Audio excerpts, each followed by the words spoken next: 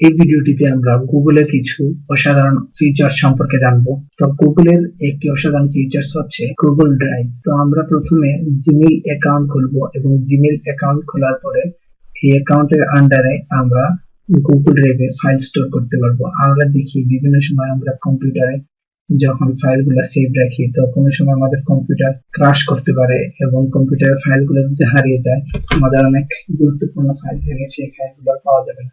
তো ফাইলগুলোকে আমরা ব্যাকআপ হিসেবে আমরা গুগল ড্রাইভে স্টোর করে রাখতে পারি, যাতে আমাদের কম্পিউটার, মোবাইল ইত্যাদি যদি ক্রাশ করে, মেমোরি নষ্ট হয়ে যায়, তাহলে আমরা এই গুগল ড্রাইভ থেকে আমাদের এইগুলাকে ডাউনলোড করে নিতে পারি।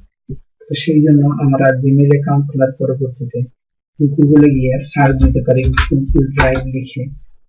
গুগল ড্রাইভ লিখে, তাহলে আমাদের যে প্রথম যে লিঙ্কটি আসবে এই লিঙ্কটি আমরা ওপেন করি, অথবা এখানে যে অপশনটি আছে গুগল অ্যাপসে ক্লিক করে এখানে আমরা দেখতে পাচ্ছি ড্রাইভে যদি আমরা ক্লিক করি তাহলে এই দুটিতে সেম ইন্টারফেস আসবে, আমাদের এমন একটি ইন্টারফেস আসবে এবং এখানে আমাদের দেখাচ্ছে save storage for all your files, you get 15 GB free for photos, documents and মোর।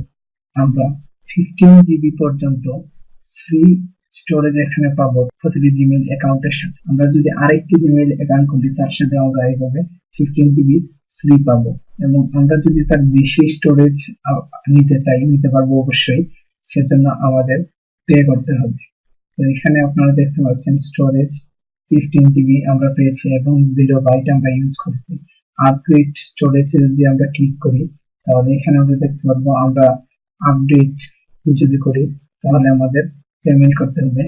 এখানে 15 GB ফ্রি, এবং আমরা যদি 100 GB নিতে চাই তাহলে আমাদের ইয়ারলি বাংলাদেশি টাকায় 1600 টাকা পেমেন্ট করতে হবে, এবং আমরা যদি 200 GB নিতে চাই তাহলে মান্থলি আমাদের 250 টাকা পেমেন্ট করতে হবে, এবং 1 বছরের জন্য আমাদের 2500 টাকা পেমেন্ট করতে হবে। তো আমরা এখানে কিভাবে ফাইল আপলোড করব, ফোল্ডার বানাবো ইত্যাদি দেখতে পারি। তো আমরা যদি মাউসের রাইট বাটনটিতে ক্লিক করি তাহলে এখানে দেখতে পাচ্ছি নিউ ফোল্ডার এসেছে। তো নিউ ফোল্ডারে আমরা যদি ক্লিক করি তাহলে এখানে আমরা নিউ ফোল্ডারের নাম দিতে পারবো।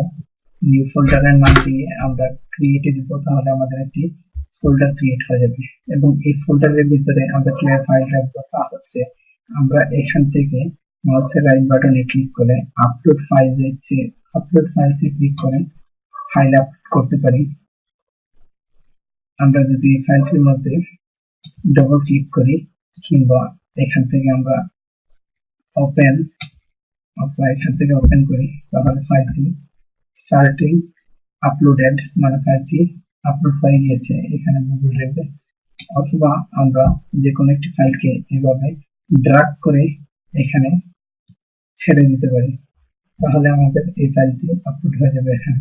এখন যদি আমরা আমাদের এই ফাইলটি ডাউনলোড করতে চাই তাহলে এই ফাইলটির মধ্যে আমরা ক্লিক করব, ক্লিক করার পরে মাউসের রাইট বাটনে ক্লিক করলে এখানে আমরা দেখব ডাউনলোড অপশন আছে, এবং ডাউনলোডে আমরা যদি ক্লিক করি তাহলে আমাদের ফাইলটি ডাউনলোড হয়ে যাবে। এবং আমরা যদি এই ফাইলটিকে কার সাথে শেয়ার করতে চাই তাহলে আমরা এখানে গেট শেয়ারেবল লিংকে ক্লিক করলে আমরা একটি শেয়ারেবল লিংক পেয়ে যাব, এবং এছাড়া আমরা এখানে শেয়ারে যদি ক্লিক করি তাহলে এখান থেকে আমরা সিলেক্ট করে দিতে পারবো। এখানে আমরা যদি কোনো নির্দিষ্ট ইমেল অ্যাড্রেস দিয়ে দেই তাহলে শুধুমাত্র ওই ইমেল অ্যাড্রেসে এই ফাইলটি অ্যাক্সেস করা যাবে, অথবা এখানে আমরা কপি লিংকে যদি ক্লিক করে এই লিংকটি শেয়ার করি কারোর কাছে তাহলে সে আমাদের ফাইলটি দেখতে পারবে এবং অ্যাক্সেস করতে পারবে।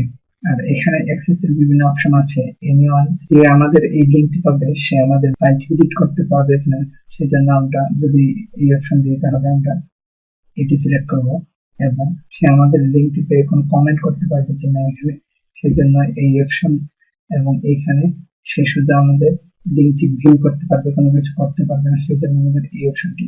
এছাড়া এখানে আরো মোর অপশন আছে, এখানে আরো কিছু অপশন আছে।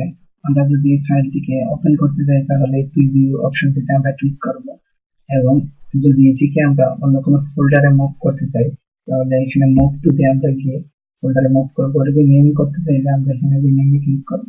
যদি ফাইলটি সম্পর্কে ডিটেইলসে দেখতে চাই তাহলে আমরা এই ডিটেইলসে ক্লিক করব, তাহলে এই ফাইলটি সম্পর্কে ডিটেইলস আসবে। এবং আমরা যদি আবার এখানে যাই তাহলে এটি ডিলিট করতে চাইলে রিমুভে ক্লিক করতে দিলে আমাদের এই ফাইলটি ডিলিট হয়ে যাবে। গুগলের আরেকটি অসাধারণ ফিচার্স হচ্ছে গুগল শিট। তো আমরা যদি গুগলে গিয়ে সার্চ করি গুগল শিটস লিখে, তাহলে প্রথমে আমাদের যে লিঙ্কটি আসবে সেটাতে আমরা ঢুকবো। অথবা আমরা এখানে গুগল ড্রাইভে মাউসের রাইট বাটনে ক্লিক করে এখানে গুগল শিটে ক্লিক করে গুগল শিটে ঢুকতে পারি।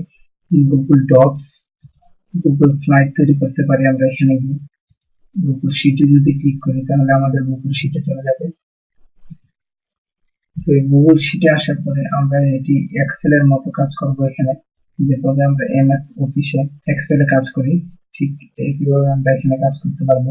এখানে আমরা যদি দুইটি কলামকে সিঙ্গেল কলাম করতে চাই তাহলে আমরা এইখানে মাউসটি নিয়ে সেটিকে ড্র্যাগ করে এখান পর্যন্ত নিয়ে আসব, তাহলে এই দুটি সিলেক্ট হয়ে যাবে। অথবা আমরা এটিকে সিলেক্ট করার পরে শিফট প্রেস করে মাউসের রাইট এরোতে প্রেস করব এবং এই দুটি সিলেক্ট হওয়ার পরবর্তীতে আমরা এখানে যে অপশন আছে মার্জ সেলে ক্লিক করলে এই দুটি কলাম মার্জ হয়ে একটি হয়ে যাবে। এবং আমরা যদি এখানে অনেকগুলা সেলকে সিলেক্ট করি এবং সিলেক্ট করার পরে আমরা এটিকে সুন্দর ফরম্যাট দিতে চাই, এখানে আমরা অল্টারনেটিভ কালারে ক্লিক করব। ক্লিক করে এখানে আমাদের বিভিন্ন হেডার ফুটার দিতে চাইলে, যদি হেডার ফুটার দুটি দিতে চাই তাহলে ফুটার সিলেক্ট করলাম, সিলেক্ট করে আমরা এখানে এভাবে সিলেক্ট করে দিতে পারি। এখানে আমরা হেডার দিতে পারি, মনে করুন আমরা এখানে বাংলাদেশ টিম প্লেয়ার লিখলাম এবং তার নিচে এখানে লিখতে পারি সাকিব তামিম ইত্যাদি নামগুলা। ফুটারটি লাগবে কখন, যদি আমরা এখানে বিলিং হিসাব করি এবং এইসব কতগুলা বিল লিখি এবং এখানে টোটাল লিখি তাহলে আমাদের ফুটারটি লাগবে। এবং প্লেয়ারের নাম লেখার ক্ষেত্রে আমাদের ফুটারটি দরকার নেই, আমরা এই ফুটারটি তুলে নেব। সো এখানে বাংলাদেশ টিম লিখে আমরা নিজে সব প্লেয়ার গুলোর নাম লিখতে পারি।